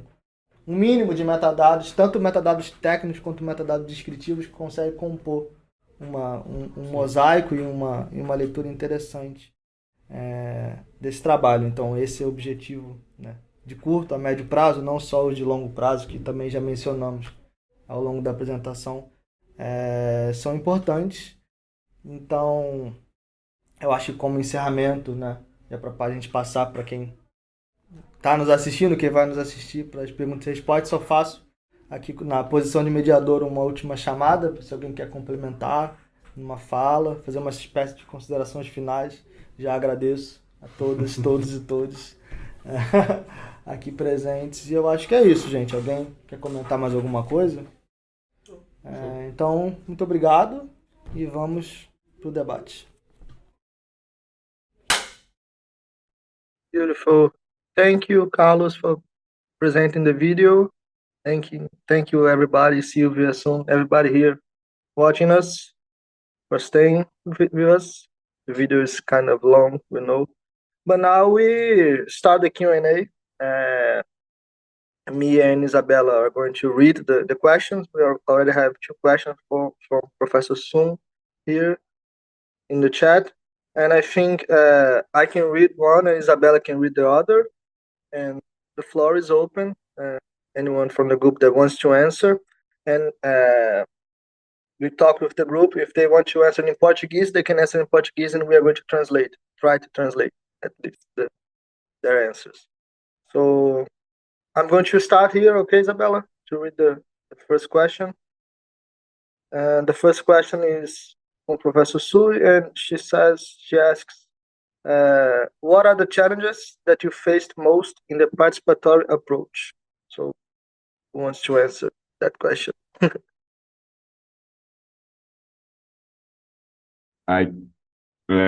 Eu posso responder. Eu vou responder em português. Pedro vai traduzir para mim. Então, a gente tem entendido essa questão do trabalho participativo como um problema em si para o grupo, né? Porque a nossa formação ela não traz nenhum integrante que seja oriundo da Maré, né? E a gente tem dificuldades de retomar esse contato, né? No curto prazo, né? Então, a gente, concomitantemente com a nossa atividade no site, a gente tem buscado é, estabelecer contato com colégios da Maré, buscando esse retorno, né, para a comunidade, esse retorno do trabalho participativo com a comunidade, né? Eu acho que é isso. So Mateus is saying that that's a problem within the group is that we understand that the difficulties of this participatory approach. We try to think about that all the time, and he kind of answers the second question that Isabella is going to read for us later. But it talks about the accessibility of these materials for the residents of Maré, and in Mateus' opinion, the fact that this current formation of the group doesn't have any residents of Maré working with us, like members of the group right now, makes us think all the time about this facet of the participatory research, and we are always trying to find out ways of increasing this participatory facet, so to speak. So Mateus is talking about the website that we show on the presentation along the video, and we are also trying to establish links and with schools, public schools in Maré. We already started this conversation, and with former members as well, has been shown in the video as well. I think that's it. I tried my best to translate his answer. Valeu, Mateus. So anybody wants to answer as well this question? I know that I can answer that, but I as a mediator, I'm trying to abstain myself. But if no one wants to speak, I will try to speak. My opinion. I can answer it as well. I don't know if you can hear me. Okay. So there are two other possibilities, which include the transfer of our materials, so the actual collection that the group has. So we were thinking about returning it to the community, because as I talked about in the video, our goal is not to have an archive that can only be accessed by researchers and authorized persons. However, that poses some problems because of the structure that Maré has. So we need to think about this and find a place that can actually house the materials, because we do not want to encounter a situation that looks like the one that we had beforehand, that we needed to take out the materials from Maré. And the other possibility that we briefly talked about was to install some sort of token, like a computer that has direct access to our material. Of course, the digitized one, so that people could access it in the public schools. A third possibility that we could also think about is transferring our server that I talked about in the video to one of those public schools or museums or other places that could host this service. Because, I'm sorry, it started raining. I'm just gonna close my window. But, sorry. And it's really raining. But, yeah. And because today it's hosted inside the university, but on a kind of precarious situation in which we don't have the proper support for it. So I assembled the server because we did not get enough materials from the university. And while it is hosted inside the School of Music, it's not in a very good situation. So it would be best for it to be housed, and specifically it's somewhere that, well, could host it. And I think it's basically it. I Thank you, believe João. this also answers the second question that Suiben made to us, that is, with the move to the university, how do you intend Isabela, to desculpa, make... perdão, querida. Você consegue aumentar o volume? Tá baixo? Para mim tá baixinho. I was saying to Isabella that her volume here is really low. I don't know if that problem is happening with someone else. Can everyone hear me? Like, Consigo escutar better bem. now? Consigo Okay. escutar bem. Okay. The second question that Suibentan made to us was, with the move to the university, how do you intend to make the materials accessible to the people of Maré and the public? And I believe this was kind of answered by both Mateus and João. But I believe that another member of ours, Gustavo, also wants to take a word on that, so I'm going to let him answer. Okay, thanks, Caesar. And I will try to answer in English, in the colonial English, if I can't. Isa can help me too. So I guess we moved from Maré to Escola de Música in downtown, but not physically, but not ideologically, I guess. So we keep our hearts and our minds in Maré, I guess.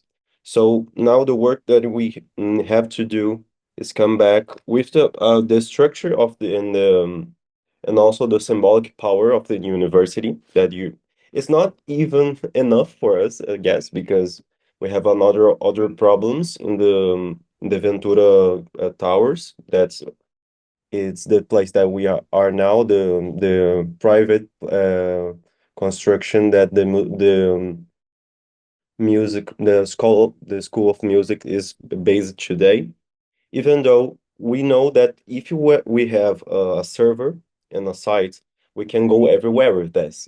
But it's also not enough for us because we know that being physically in a space, mainly after the COVID, we have a special need with this. The physically being physically in a place is different from just being online, because actually the online places are not public.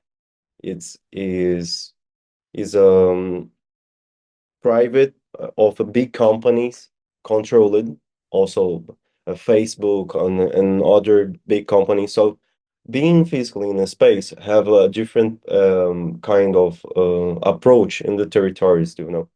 So we want, as Mateus and João have already said, we want to go there with tokens or with the dialogues with the public schools there in Maré. But also, I guess, it's important things is restart the ethnographic work that we made in this 20 years ago. So and keep it on and trying to restart the work with the neighbors of Maré, you know. So I think it's all together in some months we want to do.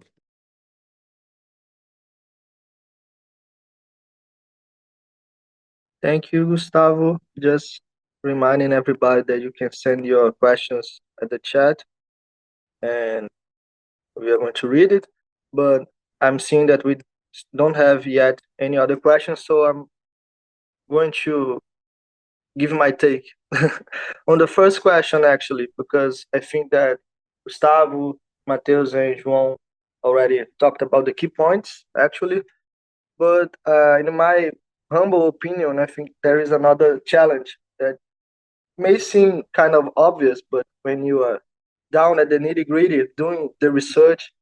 I personally think it's a challenge to coordinate the polyphonic approach actually in the ground. We have a lot. It's a big group, and we all have our own lives, our personal researches, our work. We all study, and we actually do that quite a lot. So it's kind of hard to manage the practical side of things, like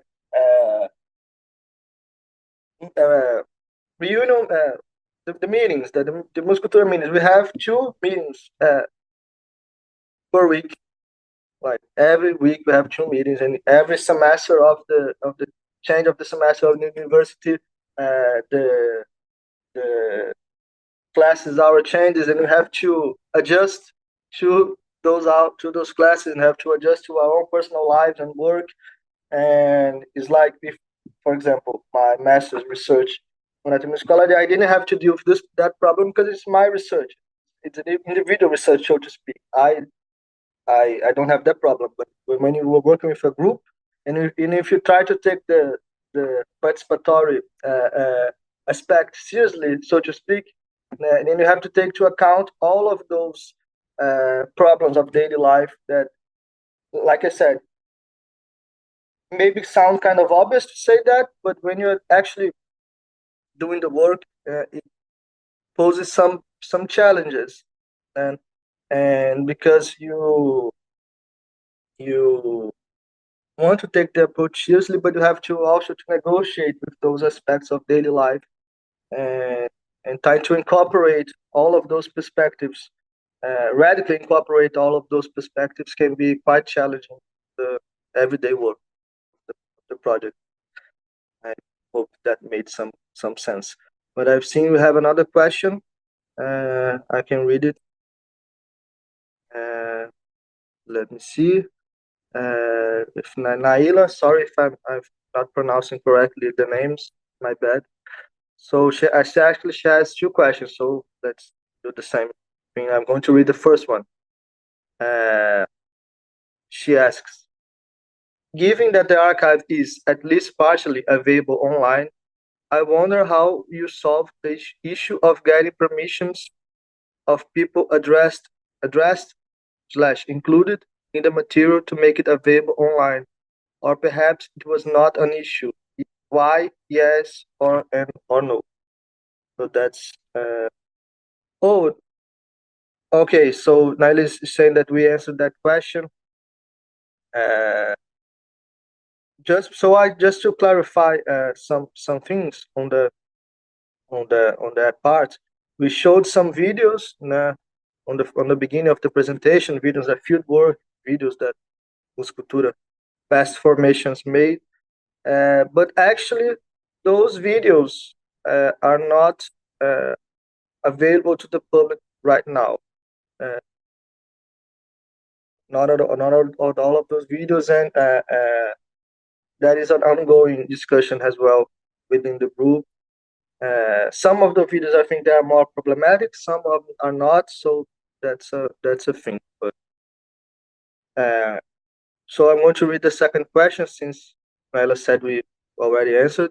She asks, on the basis of these experiences with Ventura, what are your hints on how to decolonize corporate towers?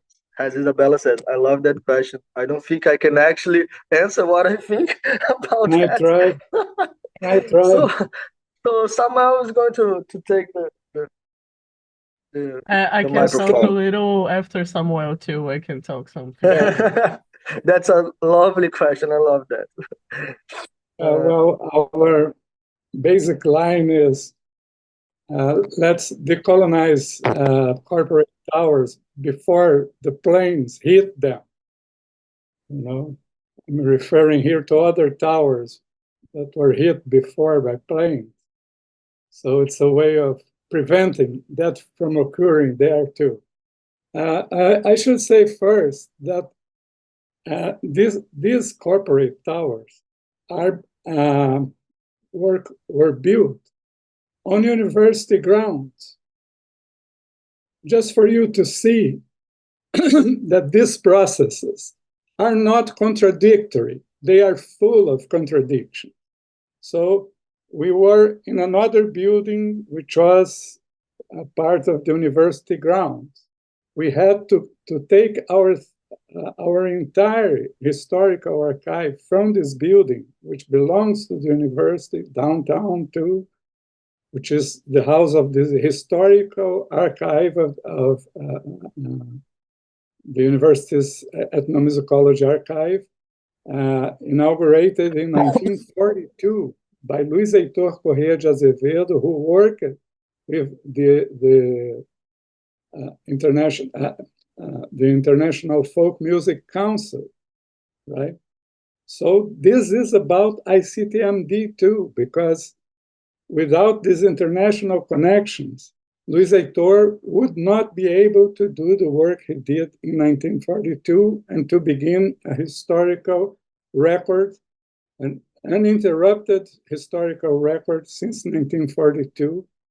But the installation or the house of the archive was the previous bathroom of a 19th century building, adapted to become the first house of our archive, our historical archive.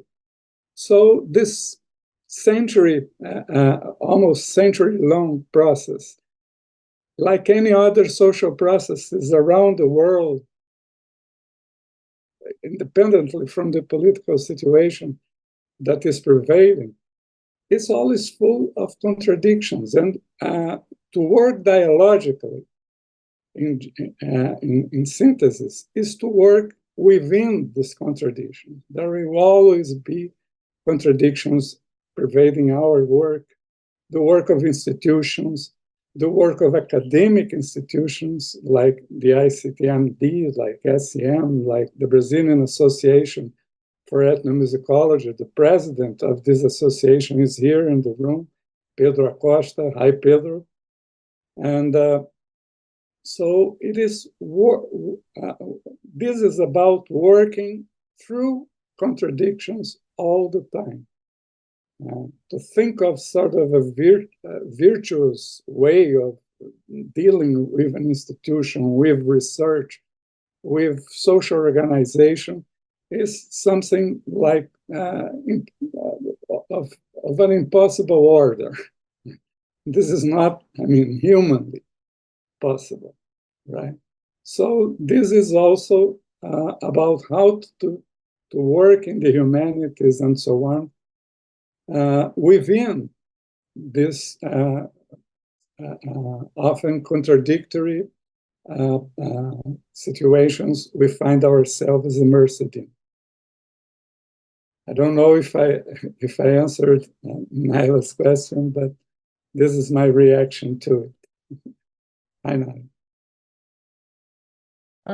I can talk a little bit about this matter too.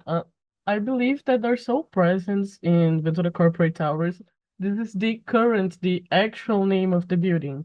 You can Google search it. It's literally called Ventura Corporate Towers.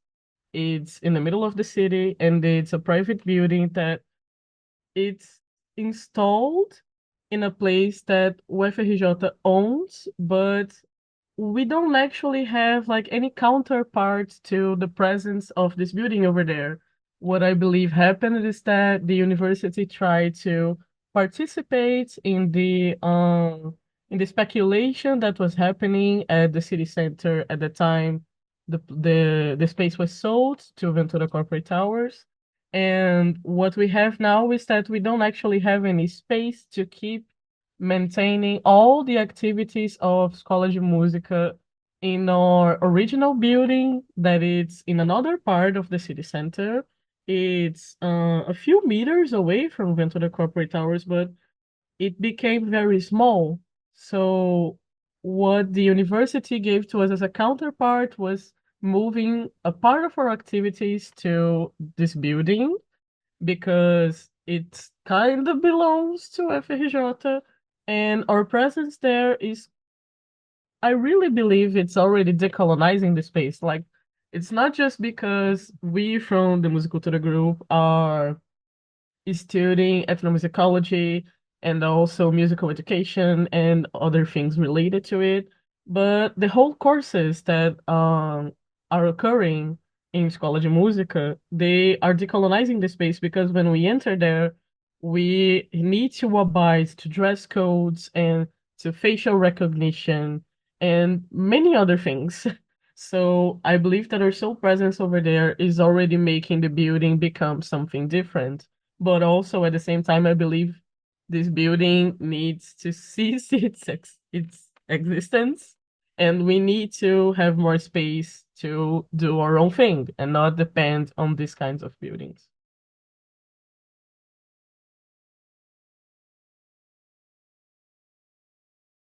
Thank you, Isabella. So, There are other do you want questions to as read well, right? Brett's question? And I want Yes, to answer that question. I need to read that. So he first thanked for our important work and presentation. You have spoken about the challenges of maintaining the active involvement of members of Maré, who, like Musicultura, would have gone through changes over the past 20 years plus. Apart from working with schools, are there any potential co-reachers from Maré who are engaging in the question of sustaining the archive? If so, how do they understand what the archive is? So, thank you, Professor Brett, for the question. And your question actually reminded me of, and I think it's actually exactly what you're referring to.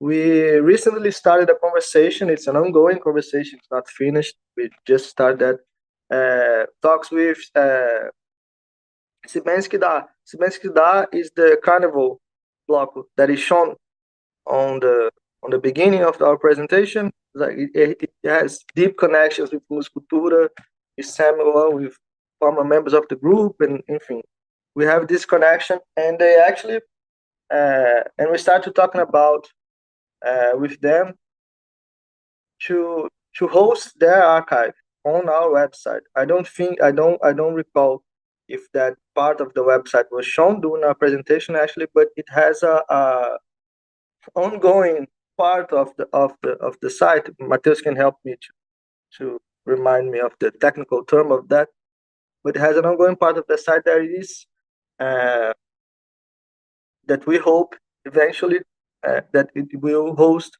the archive of Sibensky Da. And Sibensky Da is a block of residents of Maré. So we eventually are going to, if all goes well, and we hope so, we are actually going to incorporate that archive as well into the bigger archive, so to speak. I can't actually answer for Sibensky Da when it comes to what they think of what the archive is, because as I said, we just started that conversation. But I think it's something that it's on our radar to incorporate that as well. Beyond, like you said, beyond the schools and etc., like social movements and carnival blocks and everything. Sorry for my kind of confidence. Anybody wants to answer? Just making the role of the moderator, just to remind us that we go until 10 p.m. It's like 9:54. So I think, and we have another question from Professor Marcos. So I'm proposing that we go to the question of Professor Marcos and someone else answers. So just so that we can cover all the questions. What do you think? I believe this is an okay option. I will read the question that Marcus Wolf gave to us. Beleza. I would like to know if you have thought about establishing a dialogue with other students, teachers from other areas inside the Escola de Música, showing your work, trying to face the hegemonic colonized views inside the Escola de Música. And if you have done it, what happened? What are the perspectives of a change nowadays?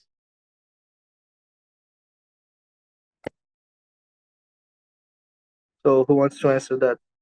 I want to answer that, I guess. So actually in the video I have already talked about that, so and I think it's important to talk about that.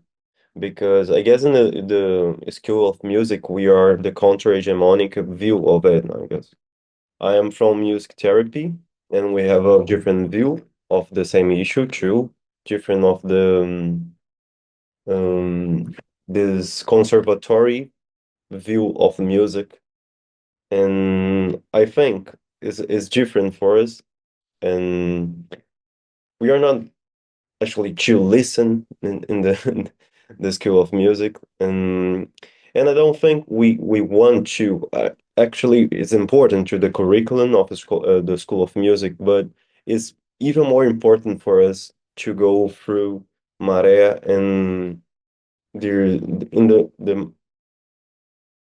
it's, it's more important to us to listen and be with the people that is not in the center of the narratives that of the School of Music. Of course, we are in the School of Music, and Samuel is a professor of School of Music. We are researchers of the School of Music.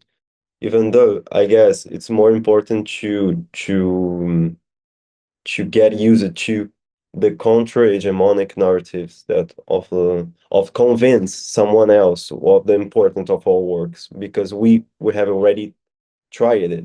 We do this in every year in the SIAC and others conference of the UFRJ and the School of Music, even though we are not the mainly thing of the program. So we can see it's happening in the disciplines or the lacking of disciplines of ethnomusicology. We can see this with only one professor of ethnomusicology. So it's not the mainly thing of the School of Music. We have already know this. So it's more important for us, I guess, or for me. Let's see the other opinions of our members to be in Maré and everything else, because it's very difficult to convince someone else of something of they don't want to know today. So I think the changes will be faced, and we face it in a different way from the margins, from the borders to the center, not the opposite, you know. I just like to say something else about that.